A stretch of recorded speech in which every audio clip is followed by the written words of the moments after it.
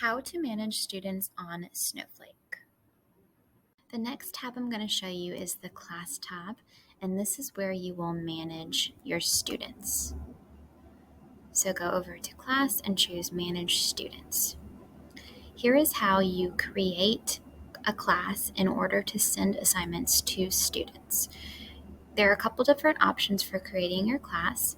You could put in the students manually, you could import a CSV of your student emails, or you could import from Google Classroom. I'm going to show you how to import from Google Classroom because we are a Google school and you all have Google Classroom accounts.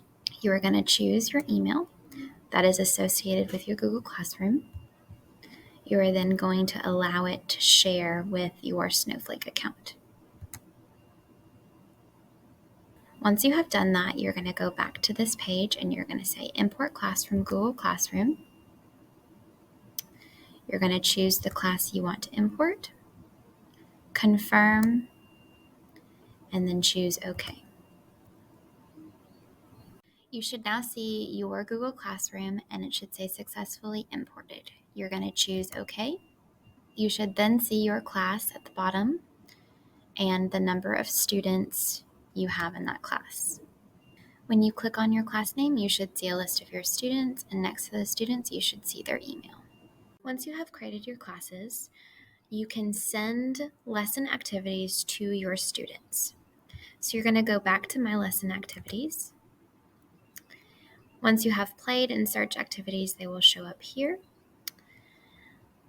If you have an activity you want to send to the students, you're going to click this option tab.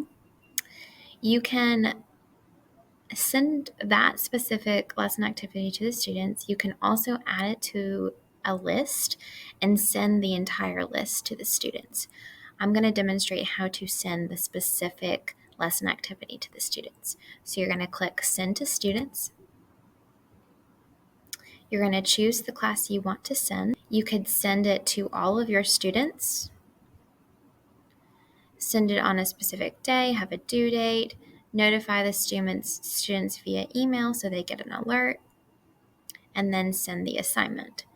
For this, I'm going to just send it to one student. Maybe you have a student who is ahead of the others, or maybe you have a student that is below the others, and you want to just send it to one student because of either of those two things, or send it to a couple students because of either of those two things. So I'm going to send it to this one student. I want to have it due on the 13th.